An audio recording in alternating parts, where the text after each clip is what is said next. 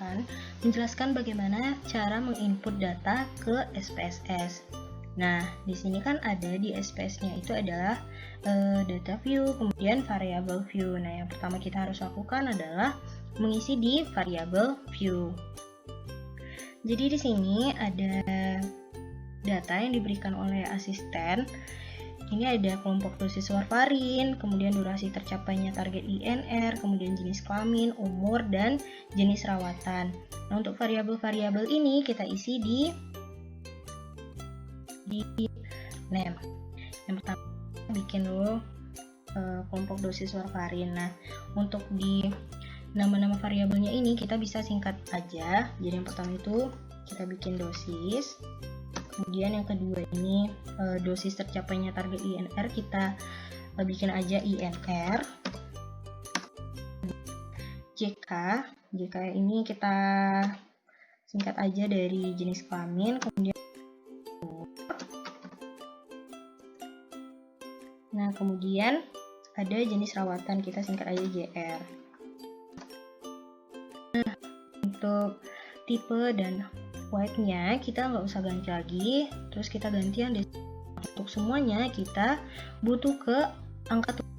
Kalau desimal itu kan angka yang berkoma, jadi karena kita butuh angka tunggal, jadi desimalnya semuanya kita ubah menjadi 0.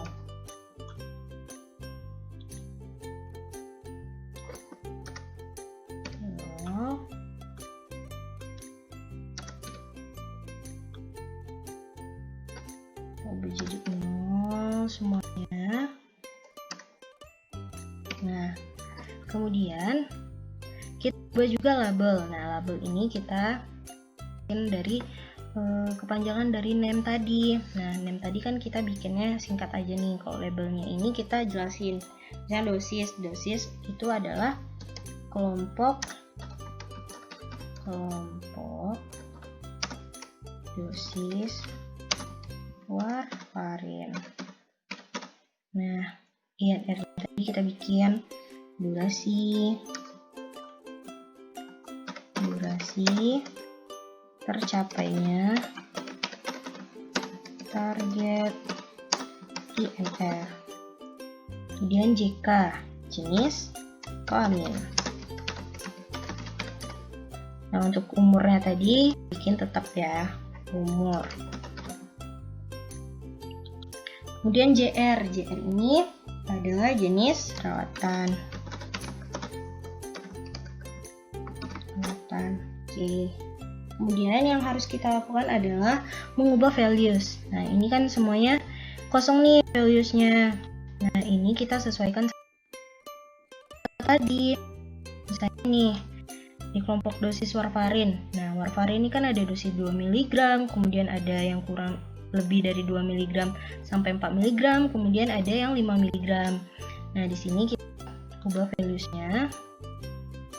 Nah, values yang pertama, ini values-nya sama dengan kode gitu. Jadi misalnya yang value 1 itu kita bikin untuk yang 2 mg. Nah, kita enter. Kemudian yang values 2 itu yang kekuatan yang kedua. Nah, di sini karena kekuatannya ini ada lebih dari 2 mg sampai 4 mg, supaya tidak ragu kita bikin aja value 2-nya ini untuk 4 mg. Enter. Kemudian value ketiganya itu adalah 5 mg.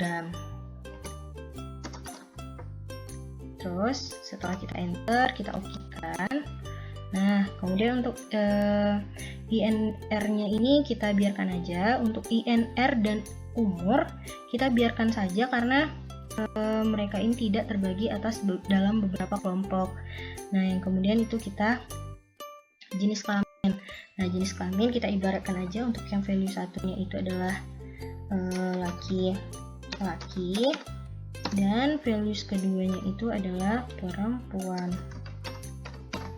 Nah, terus kita oke-kan.